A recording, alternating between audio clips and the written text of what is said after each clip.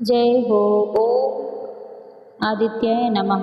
आज ज्येष्ठ मास महात्म में सुनिए सूर्य नारायण की द्वादश मूर्तियों का वर्णन और देवऋषि नारद द्वारा सूर्य के विराट रूप तथा उनके प्रभाव के वर्णन के बारे में। अगर आप वट सावित्री व्रत के बारे में भी जानना चाहते हैं तो इसकी वीडियो हमारे चैनल पर अपलोड है, आप चाहें तो इनको भी देख सकते हैं। आज राजा शतनिक ने कहा, महामुनि जम्बो के द्वारा चंद्रभागा नदी के तट पर सूर्य नारायण की जो स्थापना की गई वह स्थान आदिकाल से तो नहीं है, फिर भी आप उस स्थान की महत्ता इतने वर्णन कैसे कर सक रहे हैं, मुझ में यह संदेश हो रहा है। सुमंत मुनि कहने लगे, भारत वहाँ पर सूर्य नारायण का स्थान तो सनातन काल से ही है, सामने उस स्थान की प्रतिमा तो बाद में की है, इसका हम संक्षेप में वर्णन करते हैं, आप भी प्रेम पूर्वक उसे सुनिए। इस स्थान पर परम ब्रह्म स्वरूप जगत स्वामी भगत सूर्य नारायण ने अपने मित्र स्वरूप में तप किया।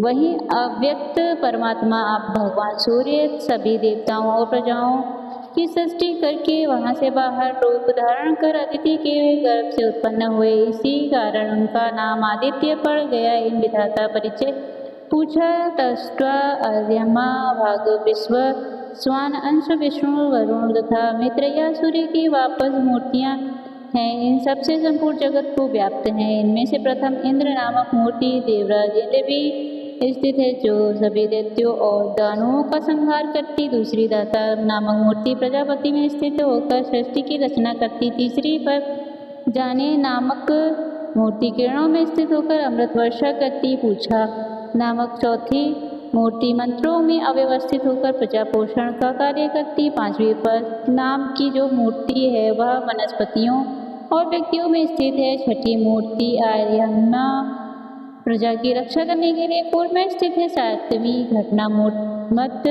मूर्ति पृथ्वी और पर्वतों में विद्यमान है। यह विवस्वान नामक मूर्ति अग्नि में स्थित है और वह प्राणियों के भक्षण के अन्य को बचाती है। नवीन अंशुमानक मूर्ति चंद्रमा में अवस्थित है, जो जगत को आग यूज करती है। दसवीं विष्णु नामक मूर्ति दैत्यों का नाश करने के लिए सदैव अवतार धारण करती है। 11वीं वरुण की मूर्ति समस्त जगत की जीवनदायिनी है और समुद्र में उसका निवास है, इसलिए समुद्र को वरुणाले भी कहा जाता है। 12वीं मित्र नामक मूर्ति जगत का कल्याण करने के लिए चंद्रभागा नदी के तट पर विराजमान है।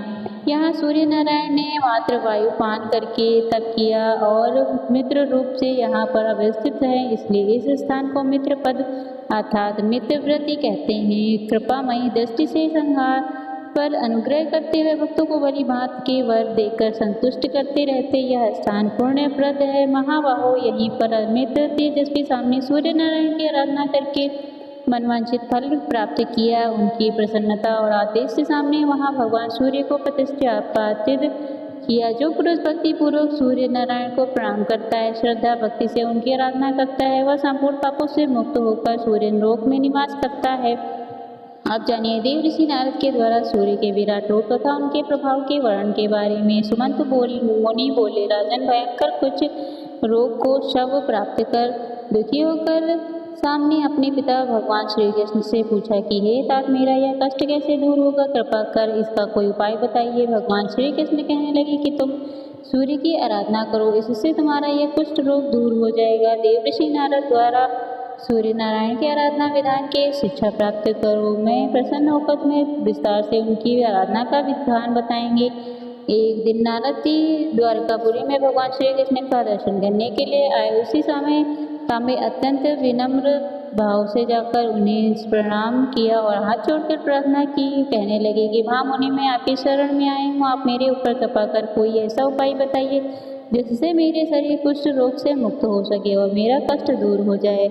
नाराज यह कहने लगे, सामने सभी देव जिनकी स्तुति करते हैं उन्हीं का तुम भी पूजन करो, उन्हीं की कृपा से तुम रोग से मुक्त हो जाओगे। नारद जी की बात सुनकर शाम फिर से पूछा, महाराज, देवगण किस का पूजन और हवन करते हैं, आप भी मुझे भी बतलाइए जिससे मैं उनकी शरण में जा सकूं। यह शाम आदमी मुझे दर्द हो करे ही है, ऐसा कौन है जो कृपा करके मुझे इस विपत्ति से मुक्त कर सका। और तब नारद जी कहने लगे, पुत्र, समस्त देवताओं की पूछ नमस्कार करने योग्य निरंतर सुस्ती योग भगवान सूर्य नारायण ही तो है। उनके प्रभाव को किसी समस्त लोकों में विचरण करता हुआ मैं सूर्य लोक में जा पहुंचा। वहां मैंने देखा कि देवता गंधर्व नाग यक्ष राक्षस और अप्सराएं सूर्य नारायण की सेवा में लगे हुए हैं। गंधर्व गीत गा रहे हैं, अप्सराएं नृत्य कर रही हैं, राक्षस यक्ष तथा नाग चक्र धारण करके उनकी रक्षा करने के लिए वहां पर खड़े हैं। ऋग्वेद यजुर्वेद और सामवेद मूर्तिकार मूर्तिमान स्वभाव स्वरूप धारण कर स्वयं स्तुति कर रहे हैं। ऋषि गणपति वेदों की रचाओं से उनका संबंध कर रहे हैं। मूर्ति रूप में प्रातः मध्याह्न और सायंकाल के तीनों सुंदर रूप वाली युवा है। हाथ में वस्त्र तथा बाण धारण किए सूर्य नारायण के चारों ओर स्थित प्रातः संध्या रक्त वर्ण की, मध्याह्न संध्या चंद्रमा के समान श्वेत वर्ण की ओर संध्या मंगल के समान वर्ण वाली है। आदित्य वसु रुद्र अमरुद तथा अश्विनी कुमार आदि सभी देवगण तीनों संध्याओं में उन भगवान सूर्य का पूजन करते हैं। इंद्र सदैव वहां खड़े होकर भगवान सूर्य की जय जयकार करते रहते हैं।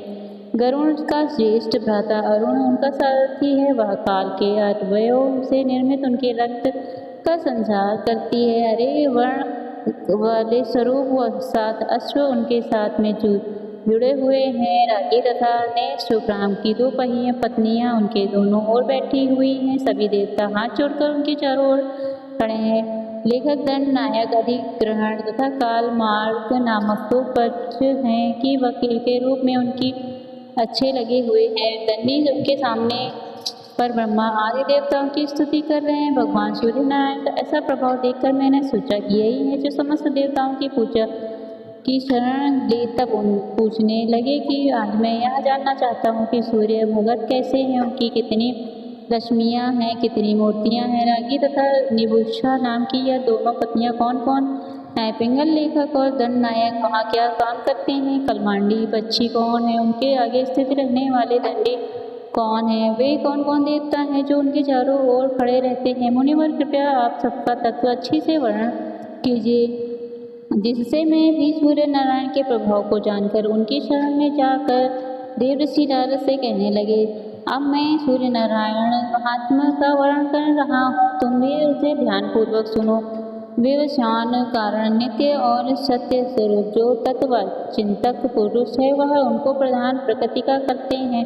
विक्रांत वर्ण रस से हीन और सशक्त स्पर्श से रहित वे जगत के योनि तथा सनातन प्रबद्ध है। वह सभी प्राणियों के नियंता हैं। फिर अनादि अंत सुख त्रिकोण निराकार तथा अभिज्ञ हैं। उन्हें परम पुरुष कहा जाता है। वे महात्मा भगवान सूर्य से इस समस्त जगत परिवार परमेश्वर की प्रतिमा ज्ञान और वैराग्य लक्षणों वाली हैं। उनकी बुद्धि तथा धर्म ऐश्वर्य को प्रदान करने वाली बाहिर होती वह कही जाती है। और व्यक्ति की जो भी ज्योति से है वह सब उत्पन्न होता है। वह इस सृष्टि के समय चतुर्भुज ब्रह्मा बन जाते हैं और प्रलय के सामने काल रूप हो जाते हैं। पालन के समय वही पुरुष विष्णु रूप धारण कर लेते हैं। स्वयं भू पुरुष यह तीनों अवस्थाएं उनके 3 गुणों के अनुसार हैं। वे आदिदेव होने के कारण आदित्य तथा आजाद होने का कारण आग्रह देवताओं में महान होने से वे महादेवी कहे गए हैं। समस्त लोगों के होने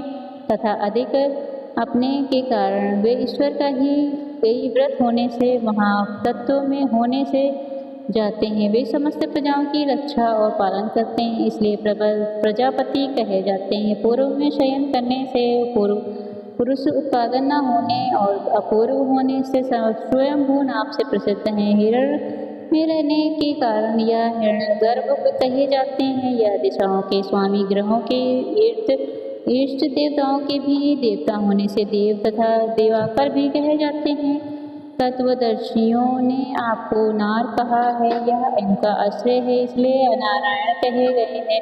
यह स्थिरता वाचक शब्द है। आप ही समुद्र रूप धारण करने उसमें शीघ्रता नहीं रहती, इस कारण उसे नार भी कहे जाता है। इस प्रलय काल में सभी स्थावर संगम नष्ट हो जाते हैं, जहाँ संपूर्ण जगत समुद्र के समान एकाकार हो जाता है। तब वे पुरुष नारायण रूप जगत जागरण करके उस समुद्र में सेवन भी करते हैं। वे पुरुष वेदों में श्रोत्र सहस्त्रों बीजों सहस्त्रों नेत्रों तथा सहस्त्रों वाले कहे जाते हैं। वहीं देवताओं में प्रथम देवता भी हैं और जगत की रक्षा करने वाले भी। नारद जी ने कहा, शाम प्रयोग के समान रात्रि बिताकर प्रभात होते ही पुरुष ने जब सृष्टि रचने की इच्छा हुई, उन्होंने संपूर्ण पृथ्वी जल में डूबी हुई थी। फिर उन्होंने यह रूप धारण करके महासागर के जल में निमग्न पृथ्वी का उद्धार किया। उस समय उनका शरीर को उठा और रूप में स्थित महर्षि उनकी स्तुति करने लगे। ब्रह्मा जी का रूप धारण कर पृथ्वी की रचना करने लगे। उन्होंने सबसे पहले अपने ही समान अपने मन में मुझे सहित 10 मामलों को उत्पन्न किया, जिनके नाम रघु, अंगिरा, अत्रि, पुलस्त्य, पुलह की, ऋतु, मरीच और दक्ष वरिष्ठ। इन प्रजातियों की सृष्टि करने बाद प्रजाओं की हित कामना से सूर्य नारायण देवी अदिति के पुत्र रूप में स्वयं प्रादुर्भूत। मारीच के पुत्र कश्यप और दक्ष की कन्या अदिति का विवाह महर्षि कश्यप की साथे उनके पूर्व वह संयुक्त एक अंश उत्पन्न किया, जिससे सातवां भगवान सूर्य प्रकट हुए। इस सूर्यमंडल का व्यास 9000 योजन है, 27,000 योजन उसकी परिधि है। जिस प्रकार कदम का फूल चारों ओर सूत्रों से ज्ञात रहता है, ठीक उसी प्रकार सूर्यमंडल अपनी किरणों से परिव्याप्त रहता है। वह सहस्त्र सिर वाला पुरुष, जिसको परमात्मा कहते हैं, जिससे जो मंडल के बीच में स्थिर है, वह अपनी स्थिर द्वारा नदी, समुद्र, हर कूप आदि से जल को ग्रहण कर लेता है। सूर्य की प्रभा रात के समय अग्नि भूमेश्वर जाती है, इसलिए रात में अग्नि दूर से ही दिखाई देने लगती है। सूर्योदय के समय वही प्रभावपूर्ण सूर्य में प्रवेश हो जाती है। प्रकाशित और तत्व, यह दोनों गुण सूर्य में अग्नि में भी इस प्रकार सूर्य और एक दूसरे को आप ही क्रिया करते हैं। सामने आती किरण रश्मि अवस्था अभिषेक, उस वस्तु मरीच नाड़ी आदि संध्या योग भानु अंश साप मिर्ची सुपर तथा पास, यह 20 भगवान सूर्य की किरणों के नाम संख्या में 1400 गिने व्यक्ति रहती है, अर्थात बारिश आती है जिनका नाम चंदन है। इन किरणों का स्वरूप अमृतमय है, 300 किरणों का ग्रहण करती है, उनका नाम चंद्र और वर्ण पीड़ित है। चीन सूट नाम वाली किरणें धूप की सृष्टि कर, इन किरणों के अलावा भगवान सूर्य की और अन्य जो भी गिरने से उनके नाम हैं, उनका वर्ण आप आने वाले आत्मिकता बनेंगे। अगले अध्याय में आप जानेंगे भगवान सूर्य के बारे में। उम्मीद करती हूँ आज के वीडियो आपको पसंद आई होगी। धन्यवाद।